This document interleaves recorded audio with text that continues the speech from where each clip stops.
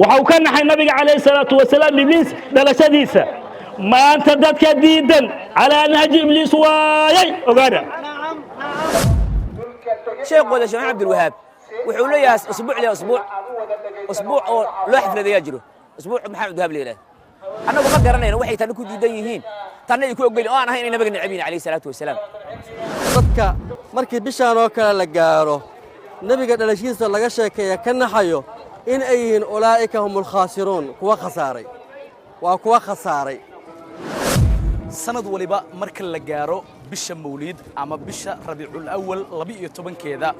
meelo badan oo ka mid ah Soomaaliya iyo caalamka waxa laga xusaa dhalashada nabigeena Muhammad nabadgeliyo iyo naxariis korkiisa ha aatee culimada dariiqada ahlus sunna wal jamaa ayaa iskugu yimaada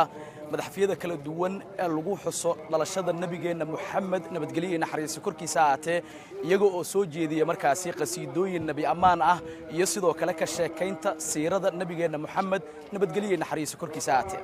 balse sanad waliba taasi bedelkeeda waxa jira culimo kale oo iyaguna Soomaaliyeed kuwaasi oo sheega in qaabka loo dhigayo dhalashada nabigeena Muhammad nabadgeliyo naxariis korkiisa ha aatee ay tahay mid qaldan isla markaasina ka soo horjeeda haddaba qaar ka mid ah culimada dariiqada ahlus sunna wal jamaa oo iskugu yimid madaxafka degmada Shibis ee gobolka Banaadir ayaa arintan si kulul uga hadlay waxayna sheegeen in nabiga in la xuso waajib ay tahay sidoo kalena ay Allah subhanahu wa ta'ala ugu dhawaanayaan waxau ka naxay nabiga calayhi salaatu wasalaam ibliis dhalashadiisa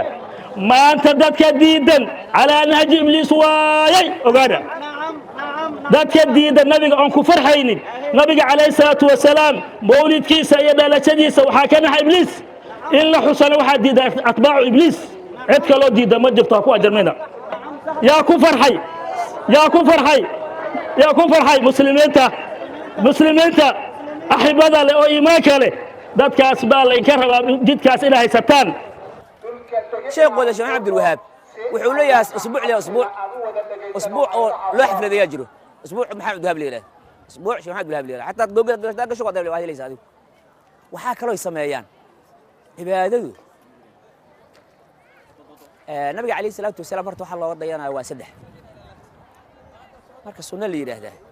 inuu ku hadlay nabiga oo qaala rasuulullaahi uu yiraahdo iyo in agtiisa lagu sameeyo oo asaga uuna amrin iyo in asaga uu sameeyo ficliyan uu sameeyo saddexdaas wuxuu nabiga sameeynin laakiin uu sugay arabna inaan u galno ka bilowna meeshaas nabiga calayhi salaatu wasalaam imaam salaatu uu tujinayo nabiga saxaabada yaan nin saxaabada kamid ah markii la soo rukucay wuxuu yiri uu duceystay ducadii nabiga uu soo arooriyay aan ahayn ku duceystay nabiga markuu salaada ka baxo weydiiyay ninkii ducadaas aqrinayay aawi buu yiri saxaabigu wuxuu isirasho munkar la timid balaaya la timid wuxuu nabiga sameeyay maanta uu iska aamus markaas nabigu wuxuu yiri waxaan arkay buu yiri malaa'iktu ugu degdegayso qoritaanka ajirka kelimadaas ayagu u degdegayaan arkay nabiga miyaa sameeyay nin saxaabada kama sameeyay soo marka shaygaani markii la leeyahay waa xalaal ama waa xaraam waa horta kutubka inaad ka warqabto haddana waa inaad wax la mid adiga sameeynaynin waxa la yiri walaha shay adiga aad sameeynaysaa dadka ha uga digin markuu arday kamid ah ay quraanka oo macallimiintooda markuu ardaydu ay dhameeyaan quraanka xafladii sameeyaan annagu ma garanayno waxay tan ku diidan yihiin tan ay ku ogol oo aan ahayn in nabiga nabiga calayhi salaatu wasalaam dadka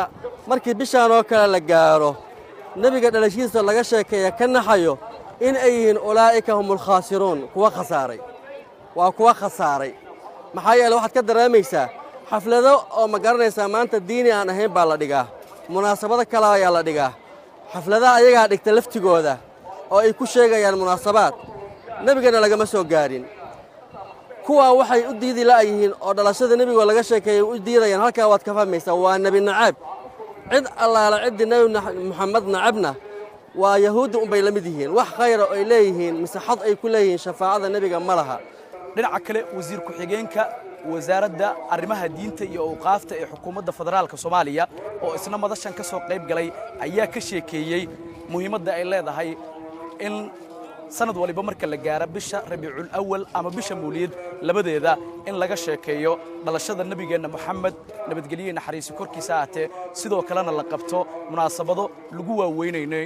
weyneynayo dhalashada nabigeenna Muhammad nabadgeliye naxariiso korkiisa aatee waqtigan la joogo intaan dad oo kumaanka kunne waxaan isugu nimid soomaha maxabada nabiga sallallahu alayhi wasallam Allah nagu warsaaqo maxabada xabiibkeena Allah nagu warsaaqo maxabada xabiibkeena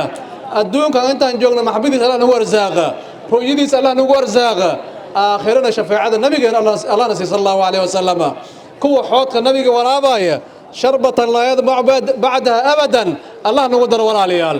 adduunkan waxaan ku sharfoobaynaa maxabada xabiibkeena sallallahu alayhi wasallam walaalayaal nabigeena wuxuu ahaa macsuum weligiis ma dambaawin nabiga wax nooga baahna laakiin annaga ayaa u baahan maxabada nabiga sallallahu alayhi wasallam annaga ayaa sharaf iyo qiyam iyo karaama ku helayna dhammaan culimo diinkii ahlu sunna wal jamaa ka tirsanaa ee halkan iskugu yimid ayaa waxa ay ka mideysnaayeen in marnaba aan la aqbali karin in la dhaliilo sida ama qaabka loo dhigayo ama qaabka loo weyneynayo dhalashada nabigeena Muhammad nabadgeliye naxariiso korkiisa aatee oo ku beegan 12ka Rabiicul Awwal ama bisha Mawlid waxayna sheegeen in inta ay jiraan culimadan la dhigi doono xaflado lagu weyneynayo dhalashada nabigeena Muhammad nabadgeliye naxariiso korkiisa Allah yeele mar waliba oo la gaaro 12ka Rabiicul Awwal xasan kaafi xaji Maxamed madxafka degmada Shibis Muqdisho